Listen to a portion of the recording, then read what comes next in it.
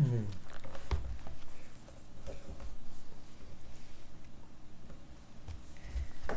예, 오늘은 이제 재림론에 들어가기 위한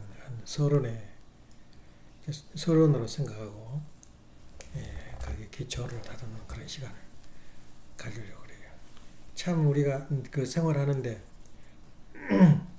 자기 직업, 자기 그 그것에 따라서 보는 눈이 다 달라요. 그래서 우리가 조심해야 할 것은, 정말 남을 의심하는 것은 고통스럽습니다. 사람을 비판하는 것은, 심판하는 것은 견딜 수 없습니다. 사람을 증오하는 것은 내 존재 가치를 잃어버립니다. 그 말이 참 두고두고, 시도 어떻게 그렇게 깊은 시인지를 몰라요. 인간이 가지고 있는 속성이거든, 그게. 타락 인간이. 그런데 거기에서 전부 그 안에 다 들어가 있어. 우리 생활 중에서. 생활하다 보면 미운 놈도 생기고, 안 그랬으면 그런 사람도 생기고, 뭐 부부 관계부터 뭐 다 사회 생활이 그래요. 근데 그것을 마음속에 읽다 보면 내가 그러고 있구나. 특히 어제는 또 그 서문대학교 교수가 기획실장까지 오랫동안 했어요. 그런 분이 이제 자기가 좀 교회에 그 잘못된 분에서 지적을 하니까 아주 욕도 많이 하고 비판도 하고 그런 사람도 있고, 그래서 자기가 일생 살아온 그 고백을 이야기하는데 참 선배들은 고생했어요. 그 양반이 18가정인가 되는데 그 자기가 정말 월급을 직장은 다녀도 얻을 방이 없어가지고 한 달에 한 번씩 만났대, 부인을. 그런 생활을 쭉 하면서 자기 고백을 하는데, 그렇게 살아왔는데 이제 우리 교회에서 너무 이제 좀 뭐랄까 돈을 함부로 오용을 하고 무슨 정책에 문제가 있다는 식으로 이제 말씀하는데, 자세히 해보면 또 일리가 있어. 그렇지만 그분들의 그 말씀을 우리가 경청을 할 줄 알아야 돼. 진짠가? 그렇지만 그것도 내 생각에 반반을 나는 의심할 수밖에 없어요. 첫째는 자기가 정확하게 눈으로 보고 팩트를 생각하지 않으면은 절대 말하면 안 돼요. 예, 내가 직접 보고 그것을 내가 확인한 다음에 그 사람이 나쁘다 좋다 이야기하지, 이야기로 듣고 진실처럼 들리거든, 그 이야기가. 그래서 우리 참어머님이 말씀하신 것도 나는 믿질 않아요. 무슨 그 네거티브한 말씀을. 왜냐면은 내가 직접 안 들었으니까. 그래서 그것처럼 보통 이제 우리가 간부들이 아주 고급 승용차를 타더라, 그러니까 돈이 땅으로 흐르더라, 이렇게 생각하는데, 또 그 사람 흉을 보면 교회 돈을 먹었구나. 근데 그렇지 않아요. 지금 누구냐, 대모님 대신 지금 하고 있으신 분, 지금 이규삼이야, 김규삼이야. 이규삼 그분이 돈이 엄청 많아요, 그 사람이. 왜 많냐? 월급 따서 많은 게 아니고 부인이 노인정에 가가지고 레크레이션 리더십을 해. 노래를 잘 불러요, 그 사람이. 옛날 노래 토로토로를. 그래가지고 거기서 벌어들이는 돈이 장난이 아니야. 그런 식으로 돈을 벌고, 최영석 이사장 했던 분도 그 당시에는 유행이 안 되는데, 여자가 아주 한참 부흥이 일어날 때야, 꽃꽂이를. 그래, 그 학교를 개설해가지고 돈을 버는데 4층 건물을 샀어요. 그 식구들이 이제 그 돈을 아버님한테서 최영석 씨가 돈을 많이 갖다가 많이 썼어요. 쓰는데 그 돈 먹었다고 소문이 나가지고 난리가 난 거야. 그러니까 얼마나 식구들이 저주를 해. 돈 먹고 4층은 1층도 상상도 못하는데 4층 호텔을 산 거야. 그래서 이제 아버님한테 직접 갔어요. 아버님이 뭐라 그러냐면, 너 이렇게 돈 많이 먹었다며? 그래서 아버님, 우리 부모한테 재산이 이렇게 받았고 이렇게 만든 돈입니다. 그러니까 아버님 뭐라 하잖아. 팔아버려. 그렇게 욕먹고 뭐라 사냐 그래. 그래 결국은 재수 없어서 대주도 안 해가지고 결국은 팔아버렸어요. 부도 나가지고. 그런 거 보면은 그 간부들이 좋은 차 탄다고 해서 그 돈 먹은 거 아니라, 그 자기가 팩트, 자기가 직접 보고 자기가 그 확인한 거 외에는 자기가 입에서 나오지면 안 돼요. 그래서 그것이 혹시 관가됐는가 그렇게 말씀을 하는 게 걱정이 돼서 내가 우리한테 이야기하는데, 항상 팩트가 아니면 절대 비판하지 말아야 돼요. 예. 그리고 그래. 증오하지 말고. 그래서 그런 걸 보면, 우리 지금 유튜브 보면은 얼마나 거짓말 하는지 몰라. 재미로 해, 재미로. 윤 대통령이 사표냈다라고. 한동훈이 내쫓았다 그러고. 별별이 많이 나와. 또 심지어 송소희? 예, 예, 매장 돼버렸다라고. 그 정도 이현아가 이혼했다라고. 별별 말을 장난으로 많이 치는데 또 많이 붙어요, 그가 또, 뒤가. 그 재미로 한 거야. 그런데 우리 교회에서도 똑같은 현상이라고. 그걸 이용을 해요. 그게 좋기도 하지만, 좋은 상식과 정보를 얻은 것도 좋지만, 그렇게 뻘짓을 많이 해요. 그러니까 자기가 조심해서 듣고 될 수 있으면은 말씀 외에는 너무 집중을 하지 마. 그런 생각이 들더라고. 그래서 그 이야기를 듣고 그 사람의 삶, 그 사람의 열심히 청빈하게 사는 그런 모습을 그래서 느꼈지만은, 예, 재단에 대해서 함부로 하는 것이 좋지 않다. 그리고 자기가 또 이야기를 하더만, 신학자의 자세는, 그 사람은 이제 다른 데는 다 학사장도 하다가 이건 안 되겠다 그래가지고 신학대학을 가가지고 신학을 졸업해가지고 신학대학교, 그러니까 우리 수련원에 있는 그 신학대학을 다닐 때 허가도 없지. 정부에서 허가도 안 해줘가지고. 그래, 거기서 또 교육과정을 했더라고. 그리고 이제 신학대학 몰래 다니면서 공무원이었더라고. 무슨 공무원인지 모르겠지만. 그러면서 야간 다니면서 그렇게 대학을 나와서 이렇게 간판을, 라이선스가 있어가지고 소문대 계속 있다가 은퇴를 했는데, 참 존경한 말씀이야. 신학제 자세가 왜 신학을 해야 되느냐, 그 자세가 나와요. 신학자는 우리 교회 내부에 잘못한 점을 지적해 주는 거야. 그러니까 비판적인 자세로 이렇게 해주지. 그러니 식구들은 싫어하지, 교인들은. 그리고 밖에서는 우리 교회의 당위성과 정당성을 이제 피력을 하는 것이 그 신학자의 기본 자세야. 처음 신학을 시작하면 그 이야기가 나와. 이제 그런 이야기를, 나도 그런 자세지. 그러지만은 가능한 한 내 말을 소화할 수 있는 그런 사람 외에는 절대 우리 교회에 대해서 비판을 안 해요. 비판하고 네거티브한 것은 도구로 흘러나오기 때문에 조심해야 돼. 왜 그러냐면은 숫자가 많다 보면, 식구가 많다 보면은 거기에는 도둑놈도 나오고 살인자도 있고 별 사람이 다 있는 거야. 근데 그 사람 한 사람을 두고 종교가 어떠느니 신앙이 어떠니 그래 말할 수가 없는 거야. 그래서 이제 천주교나 이런 데서는 말도 못해. 천주교 신부가 처녀를 갖다가 그냥 강탈해서 지금도 재판에 걸려 있어요. 강탈이 아니지 사실은. 그냥 여자가 너무 좋은 거야. 자기는 신앙은 이렇게 여자를 멀리 하라, 성을 지켜라, 그러면서 말하자면 독신주의인데 그게 그렇게 되나? 하나님이 창조한 게 남녀 사랑을 나누라는 게 법칙인데, 그러니까 미칠 때가 있다고 어쨌든. 그래서 천주교에서는 신부들한테 담배하고 술은 허용을 해요. 그 고도하고 애로운 시간은 뭘로 달라겠어? 성경도 한두 번이지. 성경 사실 보면은 넉넉 잡고 3시간이면 다 읽어. 많이 읽은 사람은. 하루나 3일이면 끝난 거야, 성경 책도.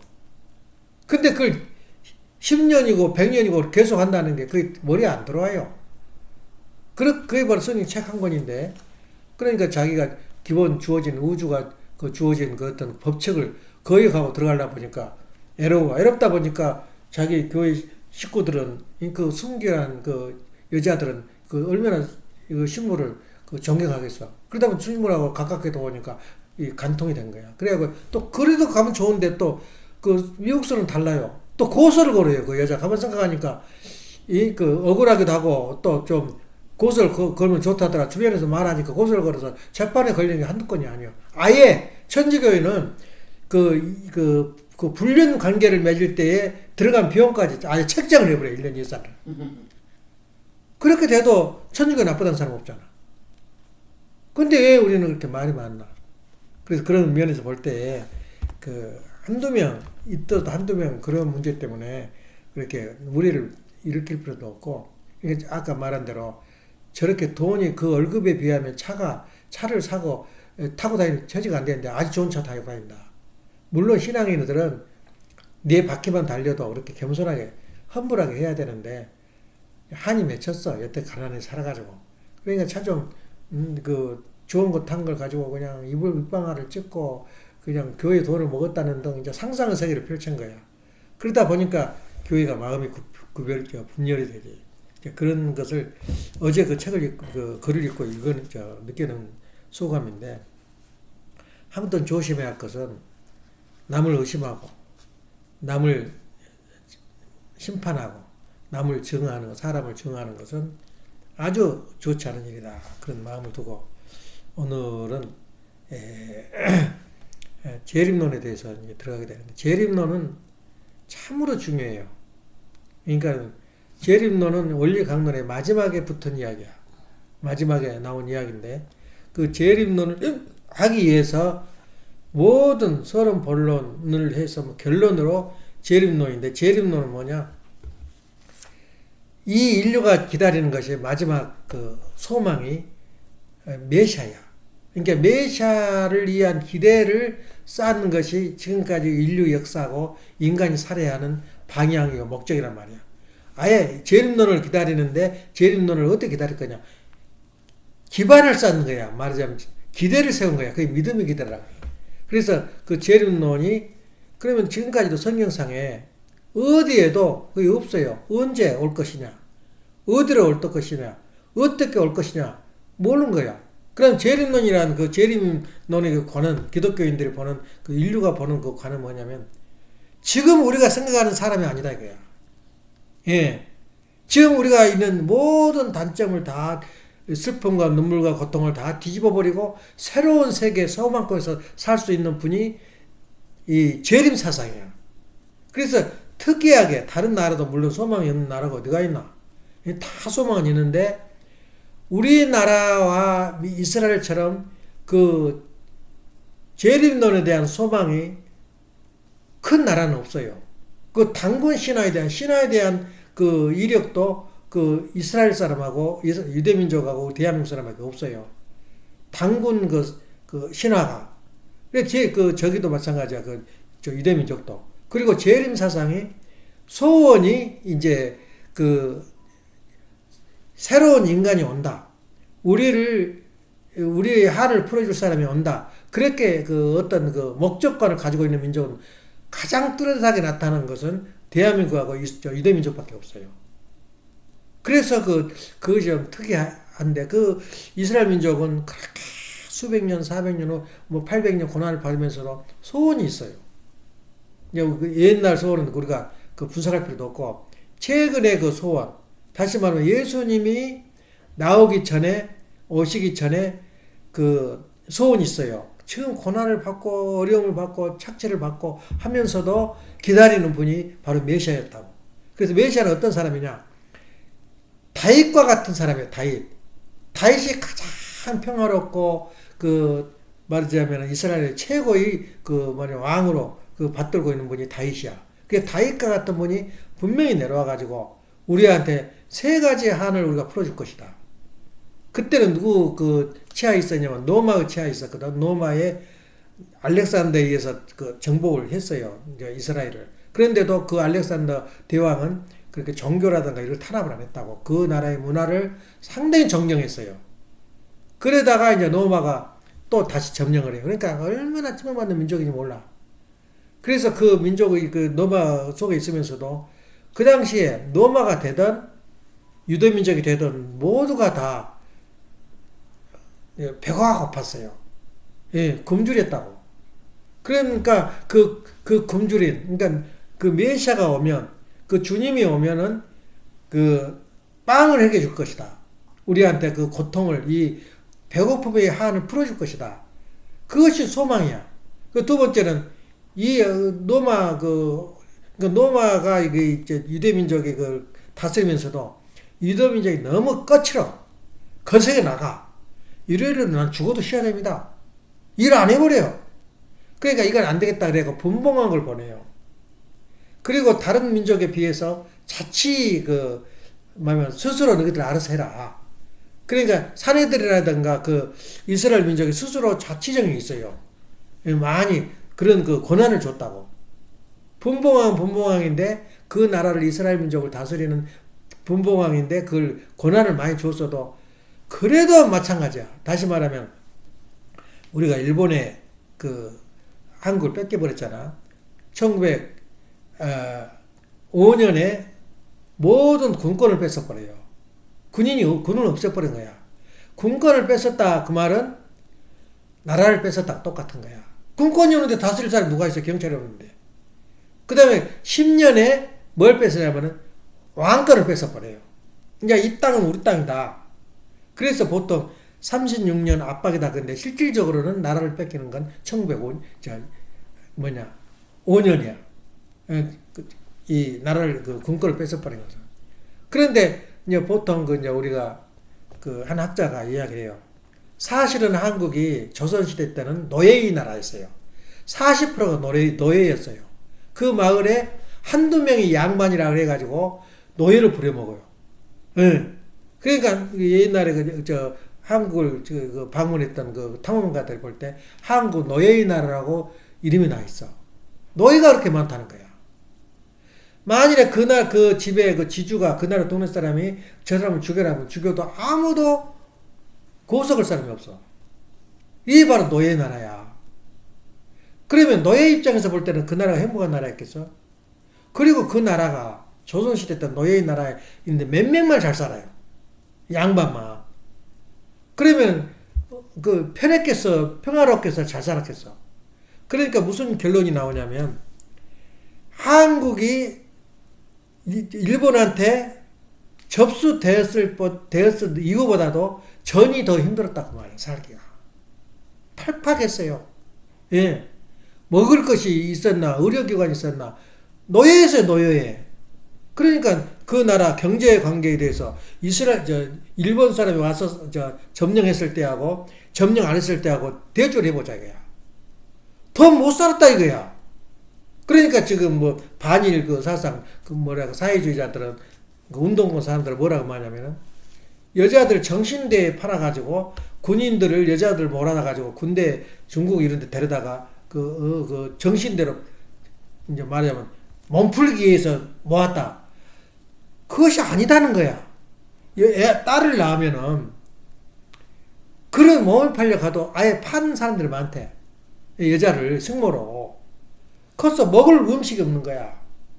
그러니까 어느 때가 좋았냐. 그러니까는 그 양반 이영훈이라는 사람은 쭉 경제 상황을 중심해서 풀어나가요. 그때 더 살기가 좋았냐. 그리고 그 당시에 일제시대 때에 할아버지 말 들으면 전혀 우리하고 달라요. 생각이. 징용 나갔다 그러잖아요. 징용. 군대 잡혀 나갔다. 근데 그때는 대동아 전쟁이 없을 때예요. 대동아 전쟁이 없을 때는 일본으로 다 징용이 나와요. 근데 이한호 씨가 그러더라고. 자기 집에 남해 쪽이거든. 남해에 살았어요. 남해는 일본에 가깝잖아. 징용 안 간 사람이 없대. 다 갔다 왔대. 근데 징용을 모집하면 500대 1, 1000대 1이래. 서로 가려고. 거기 갔다 오면 맞으면 광부도 되고 그래서 탄광도 가고 다 가는데 갔다 오면 돈을 한 조각씩 주고 와요. 그리고 대우가 같아요. 일본 사람이나 한국 사람이나. 서로 갈라 그래. 그래 여기서 한국 사람들 지금 사람들 뭐냐면 운동권 사람들은 징용을 당해서 변상이 내라 이거야. 그때 사람들 이야기 들으니까 달라요. 일본 가는 게 일본에서 아가봤다. 근데 일본 가는 게 소원이었어. 말하면 지금 이 시대에 미국 오는 게 소원인 것처럼. 다르더라 이거야. 어째서 일본을 그렇게 저주하냐. 나쁘게 보냐. 지금은 그때도 물론 그런 게 있다. 근데 문제는 뭐냐. 어디서 발생되냐면 갑과 을의 사이야. 똑같은 대우를 해줘도 을에 있는 사람은 서러워. 예? 보통 애기들 기르는 거 보면 말이야, 자기 엄마가 죽어버려서 서모를 왔단 말이야. 자기 생각에 나는 서모니까. 동네 사람이 그래요. 저 불쌍한 거 엄마도 여기 산다. 대우를 그렇게 안 해줬어도 엄마가 싫은 거야. 이야기 들으니까. 나는 저건 우리 엄마가 아니니까 나한테 그렇게 하는구나. 나를 매를 때리는구나. 이렇게 보는 거야. 그래서 이 한일 관계도 아무리 일본 사람이 잘해줘도 그 가까울 사이인데 가만히 있겠어. 일본도 못 살았어요. 그때 그 내셔널 댕기 거기서 하는 사람 쭉 어렸을 때가 들은데 한국도 더 못 살았어요. 일본이. 예. 이제 한국을 점령했을 때 그렇게 가난했어요. 지진이 와버리지, 농사는 안 되지. 그러니까 어떻게 되겠어? 한국 물건을 가져가지. 수탈했단 말이 거기서 나와. 근데 가져갈 물건이 없어요. 한국에도 먹을 것이 없으니까. 그러니까 이제 땅을 개발하고 일본식으로 개발하고 그래서 나주 같은 데 그 배 가수원이 첨단이야. 일본 사람들 와가지고 가수원을 개척한 거야. 가수원이라는 것도 없어요. 그 당시에. 개척해서 과학적인 농법을 쓰고 농사를 지고 벼 심는 것도 심을 줄은 몰라. 뭘 어떻게 해서. 그래 가지고 수탈이래 그것이. 물론 수탈이지. 강제로 뺏어간 것이 한두 건이야 그것도. 그러지만 뺏어갈 것이 없을 정도로 가난했단 말이야. 그러니까 그때는 우리가 갑과 을 사이다. 갑과 을 사이는 아무래도 말하자면 괄시를 하고 무시하고 그건 사실이야 그게. 또 어쩔 때는 못살게 굴고 사람을 때려도 사정없이 때려버리고 말이야. 천하게. 또 독립운동 한다고 쫓아오면 사람을 반은 죽여놓거나 죽여버리거나 그랬다고. 그건 사실이야. 그렇지만 그 과거를 가지고 지금도 그렇게 저주라고 나쁜 놈 할 필요가 없다는 거야. 그때 그 시대적 상황이다 이거야. 한국이 강했으면 또 안 그랬을 거냐 전 세계적으로. 그런 측면에서 볼 때 우리가 팩트가 아니면 그리고 진실이 아니면은 그걸 덮어줘야 된다. 비판하지 말아야 된다. 하는 관점에서 우리가 내 이야기하면서 하냐면은 그때도 그렇게 우리 한국이 굶주렸어요. 힘들었어요. 그때 소원이 뭐냐면 한국에도 정도령이 온다는 거야. 그래서 그냥 한국에 그 메시아가 오냐? 절대로 그렇지 않아요. 예. 한국이 당위성, 한국의 메시아가 언제 어떻게 왜 올 수밖에 없는 그 환경 당위성을 설명을 해줘야 돼요. 논리성을, 팩트를. 그럴 때 우리가 성경을 통해서 우리가 원리 강론을 통해서 나오지. 반드시 그 사람의 중심 인물이 되려면 뭐가 돼야 돼? 하나님의 중심, 믿음의 기대를 완성하려면 중심 인물을 세워야 돼요. 예. 이 메시아를 오기 위해서, 중심 인물을 세우는데 중심 인물을 세우기 위한 조건이 필요해요. 그 조건이 뭐냐면, 우리 개인과 그 민족이나 모든 사회가 시대와, 그러니까 그 사람의 그 믿음의 기대를 세워서도 사람이 바뀌면 다시 세워야 돼요. 또 시대가 바뀌면 다시 세워야 돼요. 그러니까 아담에아가 가인과 아벨을 세워놓고 믿음의 기대는 성공했지만 실체 기대는 실패했거든. 그러면 이 다음부터 믿음의 기대가 필요 없게 있어요 없어요? 또 믿음의 기대가 세워요.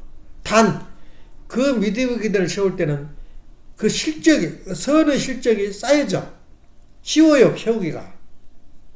그래서 반드시 우리 원리 가운데는 사람이 바뀌거나 때나 바뀌거나 장소가 바뀌면 믿음의 기대와 실체 기대가 다시 세워야 돼요.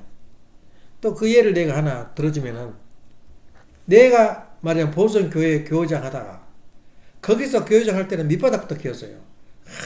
식구들한테 잘 받들고 종처럼 행했단 말이야. 그러다 기반이 서서 이제 식구들이 모셔요 나를 목사님 하면서. 그러면 그 사람의 발령이 또 딴 데로 나와. 그러면 그 사람의 발령이 나면 그걸 그대로 끌고 간 게 아니야. 다시 처음부터 시작을 해야 돼요. 믿음의 기대를 다시 시작해야 돼. 그걸 내가 느꼈어요. 목회생을 하면서. 예. 다시 시작하면서 가인의 믿음의 기대 실체가 돼요. 그러니까 장소와 인물과 시간이 바뀌면 다시 세워야 돼. 믿음의 기대 실체가. 아무리 천당이 와도 내 갈 길은 내가 가야 돼요. 예를 든다면 하나님이 이상세계를 다 세워놨지만 아담에아를 창조해놓고 어떻게 해야 돼요? 하나님이 다 세워줘? 그렇지 않아요. 믿음의 기대와 실체의 기대는 아담에아도 있다 이거야. 죄가 없어도. 그게 바로 아까 말한 대로 계명을 지켜야 된다는 거야. 마찬가지로 왜 이야기가 이렇게 길게 이야기하냐면 아버님이 다 쉬어버렸거든. 예, 믿음의 실체기대. 주님을 다 쉬어버렸거든. 천만의 말씀. 개인적인 믿음의 기대와 실체기를 쉬어야 돼요. 말하면 개인적인 메시아 기대를 쉬어야 돼. 내가 메시아를 진실로 알고, 메시아가 눈에 보일 때는 어쩔 때냐. 내가 믿음의 기대, 메시아에 대한 기대를 다 완성됐을 때, 메시아를 보내요. 보여요. 또 메시아를 모셔요. 그렇지 않은 사람, 내가 내 자신이 아닌 천국에 왔다 그래도, 내가 믿음의 기대와 실체 기대를 세우지 못하면 메시아를 안 보여요. 또 내가 천국에 와 있어도 내가 천국의 삶을 몰라요. 이걸 우리가 마음속에 둬야 돼요. 그럼 믿음의 기대와 실체 기대는 어떻게 배우느냐? 메시아를 위한 기대는 내 개인도 세워야 돼. 근데 쉬워요. 그때 말씀의 시대부터는. 다시 말하면 말씀의 시대는 언제부터냐? 그러니까 모세의 시대 이전에는 말씀의 시대가 없었어요. 그러니까 복귀 섭리 기대 시대라고 그래요. 점점 발달돼 가는 그 과정이 아니라 복귀 섭리를 세우기 위해서 주춧돌을 놓는 것이 모세 이전의 그 시대란 말이야. 그러니까 복귀 섭리 기대 시대라고 그래요. 근데 모세가 하나님의 말씀을 십계명을 받은 이후부터는 하나님의 말씀이 있었단 말이야. 말씀이 있을 때부터는 믿음의 기대를 세우는데 차원이 달라져. 그때는 옛날에는 양을 잡아가지고 불을 태우고 3단계 과정을 통해서 그 제물을 바치고 옷 버린 시간을 가졌단 말이야. 근데 모세 때는 그냥 40수를 채워버리면 끝나버린 거야. 그러니까 40년을 모세가 생활하고 연수만 채워버리면 믿음 기대가 완성돼 버렸다. 이런 형섭리가 되는 거야. 얼마나 가볍지만 그것이 간단치는 않아요. 예. 그래서 40수를 믿음을 세움으로써 실체 기대를 세우기 시작해요. 이제 저기하고 이스라엘 민족과 그 모세가 하나 되면 실제 기대가 세워지면 그 가운데에 출애굽을 할 수 있는 그 기회가 와요. 그래서 도착만 하면 가나안 복귀에 도착만 하면 도착하는 그 메시아 오시는 거야. 근데 그때도 믿음의 실체 기대가 또 필요해요. 메시아에 대한 기대가. 사람이 바뀌고 환경이 바뀌고 장소가 바뀌면 또 그 과정이 필요하단 말이야. 근데 거기서 실패를 거듭하면서 다시 세워나온 거죠. 그게 믿음의 기대와 실체의 기대야. 다시 말하면 메시아를 위한 기대란 말이야. 그러면 우리는 또 뭐냐? 그럼 우리의 믿음의 기대 실체의 기대냐? 뭐가냐? 할 때 우리도 메시아를 위한 기대를 세워야 돼요. 왜냐하면 메시아가 옆에 와 있어도 몰라요. 또 와 있어도 당신 메시아도 그러지만 진실로 메시아라고 눈이 안 보여요. 예. 그러니까 우리 교회에서도 지금 아버님이 참부모다 실수했다. 그 말이 왜 나오냐? 메시아에 대한 기대를 세우지 못했어, 그분들은. 얼마나 인류가 기다렸고 하나님이 기다리는 그 순간이 메시아를 만나는 기간인데 메시아를 위한 기대를 내가 세웠냐 그 말이야. 그 세우는 과정이 내 관점에서 볼 때는 그 세우는 과정이 40소. 다시 말해서 우리 1세는 축복을 받고 그때부터 우리가 섭리가 시작돼요. 모세처럼 축복을 받고 40년 동안이 40소 완성해 믿음의 기대를 완성했다 그 말이에요. 그렇게 믿음의 기대가 중요해요. 다시 말하면 메시아를 위한 기대를 세우는데 믿음의 기대를 세웠다는 건 우리가 축복받고 40년이란 말이에요. 그러니까 지금 6천 가정까지 40년 지금 6,500까지야. 이미 또 세월이 지나서 40년 지나기 때문에 나는 믿음의 기대를 완료했다. 그래도 누가 말을 못해요. 믿음의 기대를 뭘 세울 거야? 양을 잡아 태우고 제사를 지내고 아니야. 40수만 채우면은 자동으로 내가 믿음의 기대를 완성했다. 그럼 실제 기대는 뭐냐 그야? 가인과 아벨 관계야. 다시 말하면 사람을 의심하면 안 되고 사람을 심판해도 안 되고 사람을 증오해도 안 돼. 그러면 믿음의 기대 실제 기대가 안 되는 거지. 실패해버린 거지. 그래서 오늘 실제 기대만 남아있어. 이제 메시아를 향한 기대를. 과연 완성했냐 그 말이야. 그러면 우리 이세도 마찬가지. 이세는 어떻게 그러면 40년을 그 40석 탕감복귀를 하느냐. 이미 피가 바뀌었기 때문에 핏줄이 바뀌었기 때문에 낳는 그 순간부터 40년이야. 그러니까 40세가 되면 나는 믿음의 기대를 완성했다. 믿음의 기대를 완성하지 않고는 실제 기대 과정을 못 가요. 다시 말하면 메시아를 맞이할 수가 없어요. 그래서 이세는 그 자기가 자기를 몰라요. 나도 모르게 40세가 됐으니 믿음의 기대를 완성했다. 그걸 모르고 있는 거예요, 우리 식구들은. 그러니까 그냥 자기가 그 엄청난 그 섭리기를 걷고 있다는 걸 모르고 있는 거야, 식구들이. 믿음의 기대가 이미 완성이 된 거야. 그럼 그 자식들은 어떻게 되냐? 또 믿음의 기대를 가야 돼요. 그 메시아의 기대를. 그게 바로 인간의 창조 과정이거든. 그렇기 때문에 그러면 그 믿음의 기대, 그 메시아를 오기 위해서는 40세 완성계. 그러면 나 개인은 그래요. 우리 가정도 마찬가지야. 우리 가정이 바로 우리 가정 선포를 하고 아버님이 가정을 선포하고 몇 년을 기다려야 돼. 가정을 선포하고. 가정 선포하고 또 가정이 메시아를 위한 기대를 또 세우는 거야. 내가 메시아를 위한 기대를 세웠지만은 가정이 메시아를 위한 기대를 세우게 돼요. 그게 천국이야. 그게 가정이 뭐냐면 40년 가정을 거쳐야 돼요. 40년 그러니까 통일 교회를 간판을 내려버리고 가정 중심한 간판을 올리는 것이 1996년이야. 10월 30일. 그러면 그 가정이 지금 출발했단 말이야. 그 가정이 출발하면 언제가 그 하나님 이상 실천되는 그런 민족과 세계적인 천일국의 과정을 그 믿음의 기대를 완성하냐면 40년 이후야. 그 40년이 언제냐? 2036년이야. 40년이. 그래 2036년에 어떤 현상이 벌어지겠느냐? 정말로 소망된 순간이야. 3인 순간이야. 다시 말하면 민족도 40년 탄감 복귀 노정을 거쳐야 돼요. 메시아가 오기 위해서는. 그래 민족적인 탄감 복귀가 우리 대한민국을 중심해서 보자면 1905년부터 1945년까지 40수를 탄감 복귀를 해야 한국에. 그러니까 40년 동안은 얼마나 굴욕과 각각 우리 사이니까 한국과 일본이 가인과 아벨 사이란 말이야. 피눈물 나는 고통을 걸었겠냐 말이야. 그런데 이스라엘 민족은 400년간 걸어왔어요. 노예의 길을. 그러니까 40년을 축소해서 하다 보니까 그 얼마나 힘들었어. 400년을 40년으로 축소해버리니까. 다시 말하면 요셉이 애굽으로 가지고 400년 동안 고용노정을 거쳤다 그러거든. 그게 아니에요.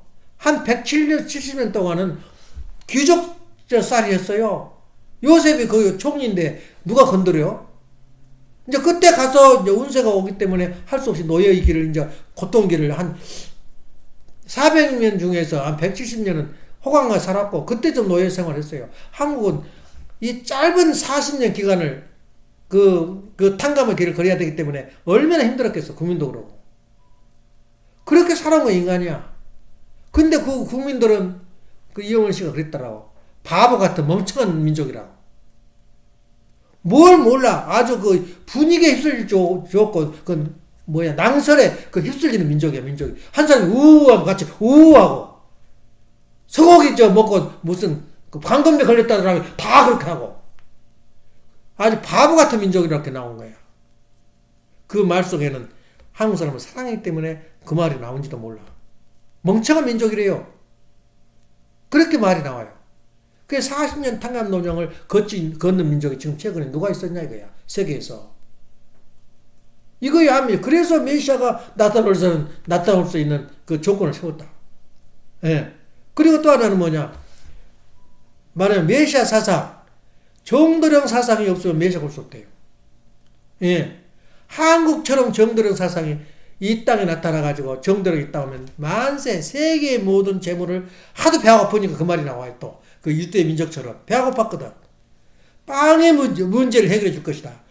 그 정도령이 나타나는 날에는 세계의 모든 재물들이 전부 다 한국으로 다 온다. 얼마나 소망적이야. 어? 이것이 바로 재림 사상이야. 우리 한국의 조건이란 말이야. 이 네 가지 조건이 없으면 못 와요. 재림주가 한국에 못 와. 그럼 왜 한국에 올 수밖에 없었냐? 그게 바로 예수님이 하신 말씀이 거기서 나와요. 예. 마태복음 21장 33절부터 40절까지 예수님이 3년 공적 노제를 살면서 하필 할 이야기에서 포도원 이야기를 하겠나? 예수님이 다음에 내가 떠나면 다시 오마 그러니까 어디로 옵니까? 물어봐요. 그때 포도원 이야기가 나와요. 예. 너희 민족에는 오지 않는다. 그리고 이방인의 주인의 자리를 옮겨가지고 너희들로 하여금 질투나게 희귀하게 하리라. 그러니까 돌을 두고 그냥 떼려고 달려드는 거야. 그래서 도망가 버려요, 예수가. 그때 그 시대가 뭐냐, 동방어디로 온다, 그게 나와요. 계시를 받게. 동방이 일본하고 한국하고 중국밖에 없어요. 일본은 제국주의, 독재국가고 남을 침범한 나라. 중국은 뭐야? 공산주의가 이미 돼버렸어요. 그런 그 민족이다 말이야. 그리고 이 한국은 재밌는 나라가 뭐냐면, 이 칼 야스퍼스가 하는 말이 있어요. 이 한국은 그 세계는 이해를 할 수가 없대요. 칼 야스퍼스 한 이야기가. 좀 생각해봐. 예선이가 가만 볼 때, 우리가 사는데, 저 한국에 있는 누구냐, 그 무슨 개똥이 아버지가, 우리 살았는데 개똥이 아버지 걱정하는 사람이 있어? 지금 내가 더 힘든 거야.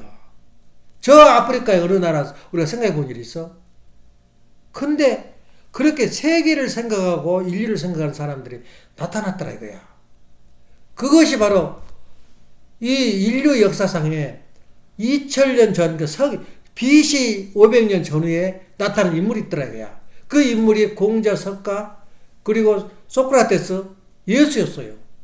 그 네 명이 그 시대를 어떻게 두고 많은 세월과 그 역사를 두고 그 수억 천년, 그러니까 6천년, 7천년, 8천년, 수억이 억년의 과정 속에서 이 네 명만 나타나냐니까. 그때 하필 나타나냐, 네 명이.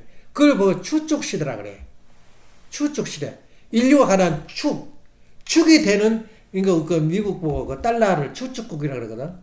달러를 찍어내버리면 그 달러 값이 내려간 것이 아니라 올라가 버려, 오히려. 달러를 어느 나라든지 갖고 있으려고 그래. 그 추축국이라 그러거든. 근데 이 인류가 추축의 시대가 어느 시대냐면은 그 4대 성인이 나타날 때가 추축 시대야. 근데 우리 한국은 오묘한 나라야. 추축 시대와 같은 인물이 나타나요. 그때 나도 이야기를 들었는데, 그 동학운동, 그러니까 노예 시대에, 조선 시대에 대한 제국이다 그랬거든. 고쳤어요. 고정이 나라 이름을 국호를. 임금의 나라는 임금의 나라인데 그 조선이라고 대한 제국을 고쳤어요. 그때에 최저의 씨가 그 수은 동학운동을 일으켜가지고 사람을 일으켜요. 동학운동이 뭐냐면 이제 기독교가 천주교가 많이 와가지고 서학이라 그래. 그거 보고 서쪽 학문이라 근데 우리도 하나, 그러니까 동학운동을 보면 서학을 기준해서 많은 것을 만들어내요. 최재호 씨가. 그래서 동학운동을 일으키다가 결국에는 그 청나라의 간섭을 군대가 와가지고 그 성공을 해서 우리나라 또 어떻게 됐을지 몰라요. 완전히 멸망을 해버려요. 최재호의 그 동학운동이. 그 동학운동이 지금도 살아있어요. 그 운동 한 사람들이. 그 다음에 이제 최재호를 중심으로 동학운동이 나고, 그 다음에 강일순 씨라고 정상교가 그렇게 유명했어요. 한국에. 지금도 정상교 다니는 사람 많아요. 우리보다 더 세요. 정상교가. 우리 인원보다 더 많아요. 동교보다도. 그 다음에 박정분이 원불교 모르는 사람 없을걸? 옥명대학교 세운 원불교. 박정분이 원불교 교조야. 종교를 세운 거야. 종교가. 박정분이라는 그 사람 이야기나 들어봤어. 원불교는 알아도 박정분이는 몰라. 예. 그 불교 출신이야. 불교 끼를 가지고 있는 그 불교 정립학교로서 원불교 지금도 의대에 다 있어요. 거기 종합대학에. 군대에도 원불교 다닌 사람들은 그 군종이 있어요. 그렇게 유명해요. 그 다음에 대종교라는 게 있어요. 홍합 나철이라는 대종교. 그러니까 이 4대 종교가, 그러니까 4대 2인이 BC 500년 전에 태어났다고 한다면, 우리나라가 해방되기 그 전에 나타난 4대 인물이 있는데, 이 대종교를 지금 홍합 나철 선생. 홍합 나철인데 이 자랑하려고 내가 이 말 한 거야. 나철 선생이 보성 벌교 사람이야. 대종교. 그 사람의 사상이 뭐냐면, 우리 당군이 보통 사람이 아니다. 하나님이 우리 민족 당군이다. 그래서 하늘님이라는 말은 그때부터 있었어요. 하늘님. 하늘에 계신 님이 우리 당군이다. 그 말이야. 하늘님이 내려와가지고, 이 당군한테 뭐라 했어요? 호랑이하고, 누가 곰하고 해가지고, 마누를 주고 100일을 기다려라. 그래서 호랑이는 급해서 도망가 버리고 곰이 남아서 그 진 한웅하고 만나서 아기를 낳는데 그게 당군이다. 이것이 바로 대종교야. 하늘님이야. 하늘님이 자손이다 이게요. 우리 한국 사람은. 그 나철선 지금도 그 대종교가 있는데 이 네 사람이 또 나철선이 어떤 사람이냐면은 그러니까 그 해방되기 전에 돌아가셨어요. 그분이 청살리 전투에서 주모적인 인물이었어요. 독립운동을 엄청나게 했어요. 그분이. 그러니까 얼마나 그 대단한 사람이야. 그러니까 1916년, 1919년 때 3.1 운동이 벌어졌는데 그 정도 그 나처 선생이 큰 일을 하다가 이름은 원래 두영이었는데 이제 자기가 또 이름을 이상하게 자기 이름을 좀 남기고 싶으면 이름을 바꿔요. 그 나철이라고 바꿔가지고 지금도 벌교 가면 그런 거 있어요. 기념비가 있어요. 그렇게 유명한 곳이야. 그래서 벌교에서 나왔단 말은 안 들었고 그 구글을 찾으면 보성 출신이다 이렇게 나와요. 이런 사람들 흐름 속에서. 그리고 독립운동을 누가 했냐면 이 사람들 했어요. 이 사람 교인들이 천주교인들 한 명도 안 들어갔어요. 개신교하고 장로교, 감리교, 개신교도들하고 이 사람들이 운동을 했어요. 반 이상 이 사람들이야. 대단한 나라야. 그래서 우리 대한민국은 메시아를 날 수 있는 환경에 되어 있더라 이거야. 예. 그래서 오늘은 이거 다 들어갈 수는 없고. 그래서 오늘 그 기억해야 할 건 뭐냐면 40소 믿음의 이 메시아에 대한 기대는 시대와 시간과 인물이 바뀌면 다시 걸어야 할 길이다 말이야. 길을. 그럼 나는 지금 어디까지 와 있냐 이거야. 그래서 1996년에 통일교 간판을 내렸는데 1936년은 어떤 새가 올 거냐. 참 아까워요. 그때까지 살았으면 좋겠는데 내가 살아있었겠어? 너무너무 소망에 찬 거야. 그래서 오늘 이야기는 너무나 할 이야기는 많지만 이 계시세가 일어나고 틀려요. 이거 과학적으로 연구하다는 거하고 계시에서 오는 거라고. 예. 그래서 오늘 어제도 가만 생각하면서 죽어도 안 먹어요 약을. 탈탈 떨어버리고 벌써 어느 정도 뭐를 썼냐면 요구르트다 섞어서 먹어. 딱 내지 맞고 안 먹어. 또 된장은 다르잖아. 된장은 모든 냄새를 다 소화시키거든. 그러니까 그 돼지고기 먹을 때도 돼지 냄새가 나면 된장을 넣으면 냄새가 안 나요. 개고기도 마찬가지. 노랑내가 얼마나 난지 몰라. 그 된장에 된장 발림 해버린다. 그 말은 뭐냐면 된장에다 찍어 먹으면 냄새가 안 나요. 그래서 짜장면에다가 그 약을 타서 주니까 딱 냄새 맡고 던져버려요. 그러면 뭐냐? 거기서 얻은 내 눈이 있어요. 이야, 너 병이 낫는다는데 얘 안 먹나? 냄새가 나면 차버려요. 그 말은 무슨 말이냐? 우리 사람한테 바보 같은 멍청한 민족이다 그랬잖아, 한국을. 그럼 우리 인류가 멍청한 사람들이야, 다. 우리 원리를 주는데 안 들어요. 들으려고 하질 않아. 이걸 먹으면은 인류의 병이 낫고 인류가 천국 간다는데 안 먹어요. 죽어도 안 먹어. 뭐 어떻게 안 먹냐? 내심은 맡아도 안 먹어. 통짜 마음만 끄면 가버려. 이거 바보 같은 인생, 바보 같은 멍청한 민족. 다시 말해 애기 같은 성장하지 못했기 때문에 그 약을 안 먹어. 애기들도 크면은 그 고비를 다 했더라고. 주아도 그랬고 동도 그랬어요. 안 먹어요 약을. 그러니까 요새는 먹으라 낫는다. 지금 덜컥덜컥 먹어요.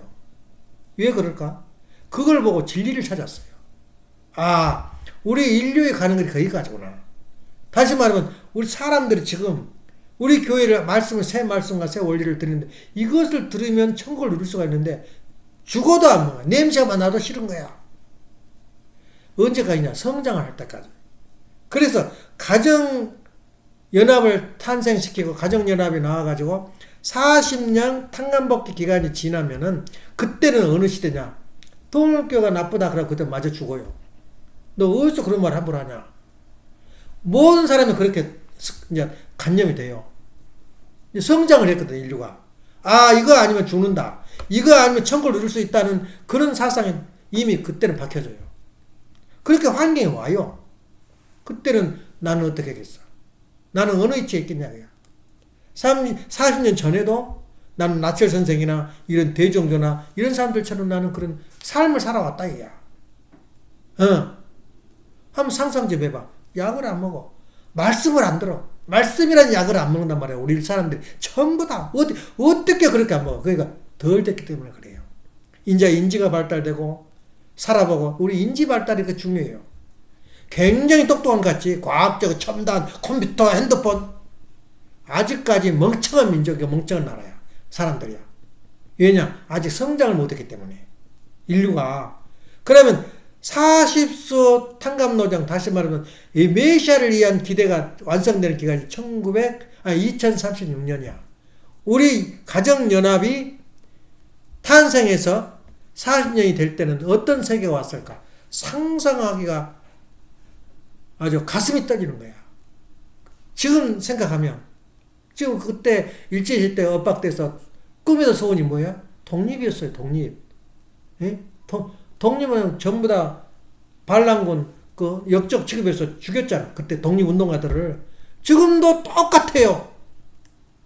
돈을 보면 직장도 안 주고 쫓겨나고 무시하고 결혼도 안 하고 어찌 그렇게 똑같은가? 네? 성장을 안 했기 때문에 그래요. 그래 앞으로 4년 후에 보자 이거야.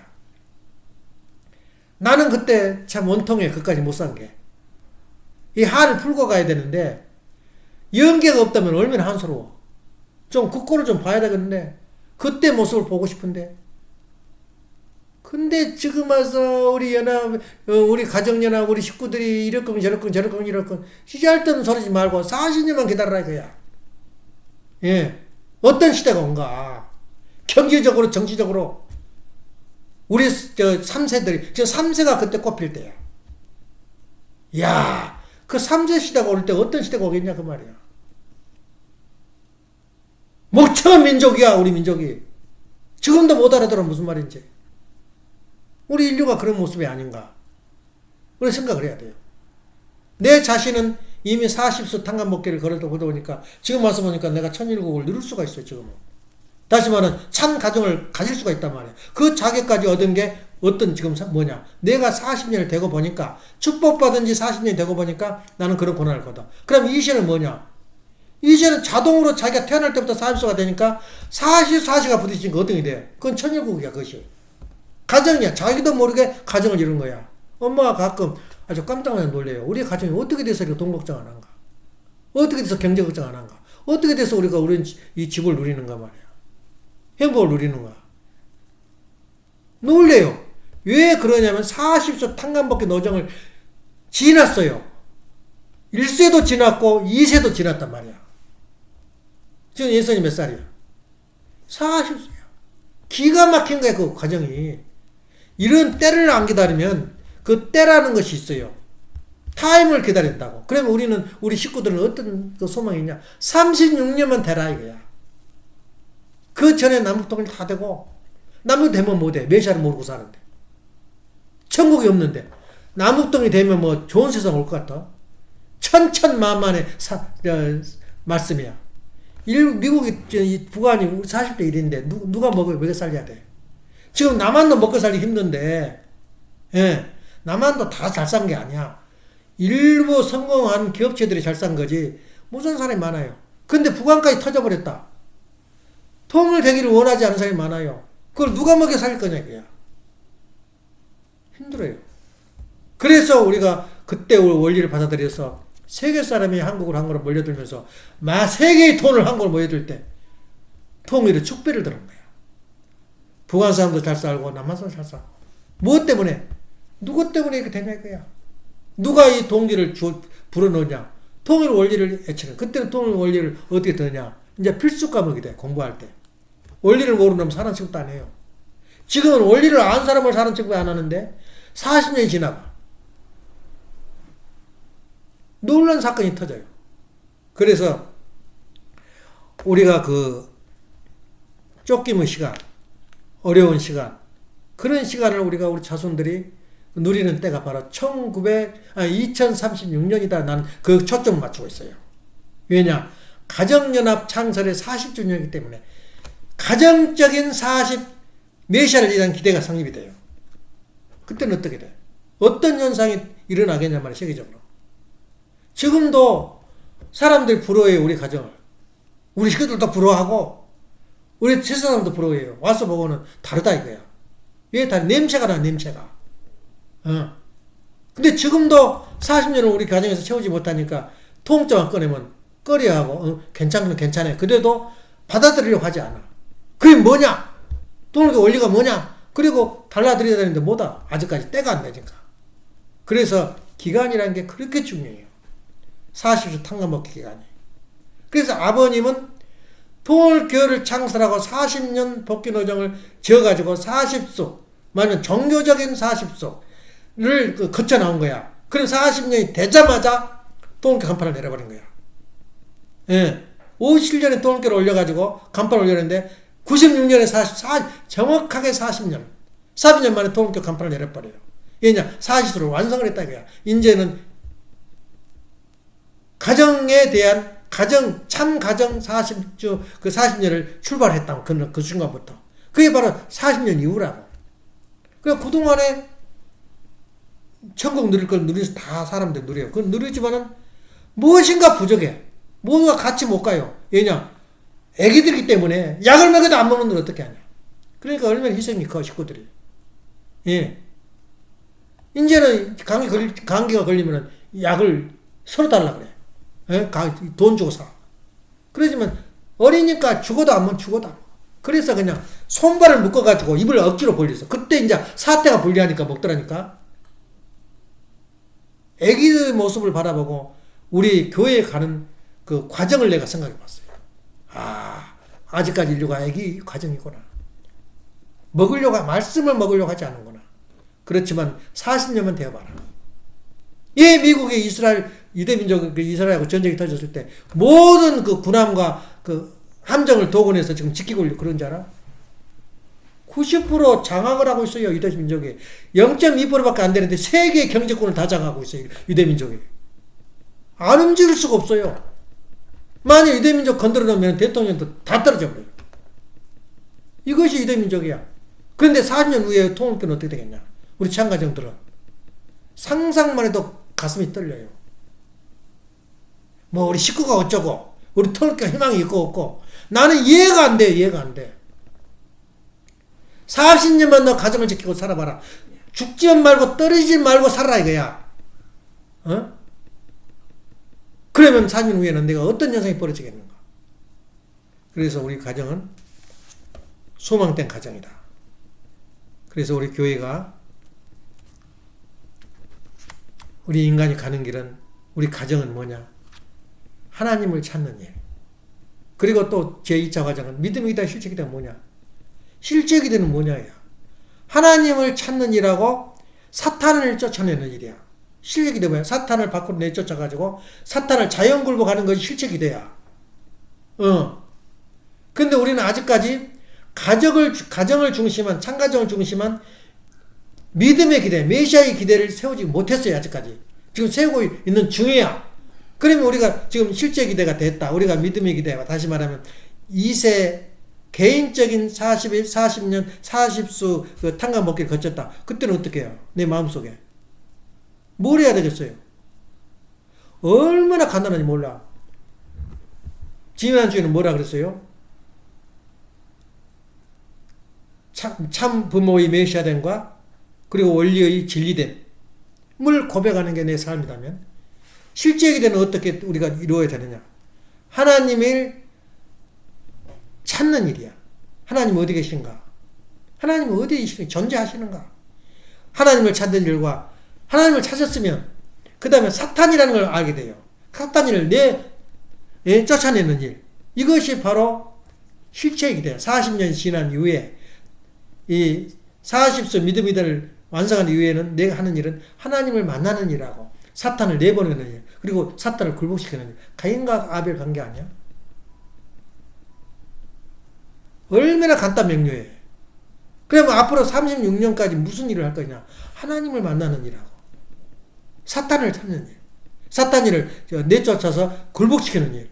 이것이 바로 앞으로 지금까지 36년까지 해야 할 우리 인류의 우리 통일교 식구들의 가정들의 사명이란 말이에요. 가정에 하나님을 모시고 가정에서 사탄을 몰아내는 거. 참, 내 이번에 그 엄마한테 이야기해요. 지금 옆에서 일어나는 일이 막 끔찍끔찍한 일이 많이 일어나요. 어려운 일이. 그 영적인 감을 내가 많이 느껴요. 근데 재밌는 게 뭐냐면 이 꿈 이야기를 한번 해줄게. 꿈에서는 내가 돈을 많이 남이 남을 주면 좋아해, 싫어해? 반가워 죽겠어요. 돈을 많이 가졌어. 또 음식을 많이 줘. 음식을 먹었거나 돈을 받았으면 그날은 엄청난 근심이 생겨요. 꿈하고 달라요, 우리 생시하고는. 남이 나한테 돈을 주면 나는 그날 큰일 날 일이 생겨. 또 아기를 내가 안아요. 또 아기를 다 이쁜 아기를 나한테 줘. 연계해서. 그러면은 내가 안아서 그날은 골치 아픈 날이야. 또 이야기를 해줄까? 내가 굉장히 인상이 좋아요. 그 사람이 반갑고 평상시에는. 그래서 꿈을 꾸면은 그 사람을 만나면 그날 죄수 좋을 줄 알았지. 같은 좋은 사람도 나한테 맞으면 정보를 갖다 줘. 오늘 너가 무슨 나쁜 일이 생길 것이다. 그래서 그 사람을 보면 나쁜 일이 생겨요. 또 어떤 사람은 내가 꼴 보기 싫은데 그 사람의 얼굴 보면은 그 사람은 그날 하루 종일 운이 좋아. 기분이 좋아. 그 사람은 진짜 좋은 것을 가져온 사람이야. 그때 같은 사람도 그한테 나한테 말하면 나쁜 정보를 알려준 사람도 있고 좋은 정보를 알려준 사람도 있어. 그게 꿈하고 차이가 있어요. 그래서 나도 이제 그걸 느껴요. 어떤 놈을 보면은 그날은 재수 나쁘다. 그래서 그날 탕감복귀로 20불을 2만원, 만약에 한국 돈으로 한 3만 원 되지. 예? 헌금을 한 거야. 근데 하루 이틀 해야지, 이게. 하루 걸러 나쁜 꿈을 꾸는 거야. 생전 보지도 듣지도 않은 사람이 꿈에 보여요. 그 꿈의 세계가 그렇게 복잡해. 직접 내가 완성이 됐으면은 직접 말해줘요. 하나님이. 너 그거 오늘 기분 나쁘다. 그렇게 한다는데 우리는 덜 됐기 때문에 간접적으로 알려줘요. 그래서 꿈에서는 기분 좋아 죽겠는데 일어나고 보니까 기분 나쁜 거야. 실컷 얻어먹고 그날 감기 걸린 날이야. 음식을 잘 먹으면 그날 감기 걸려요. 예. 그래서 그걸 어떻게 탕감복귀 하냐. 헌금을 하는데 아예 한두 번 이제 어떻게 습관이 돼버리냐면 아예 20주 매일 20불을 준비를 해버려. 오늘 건수 나쁜 거 없냐?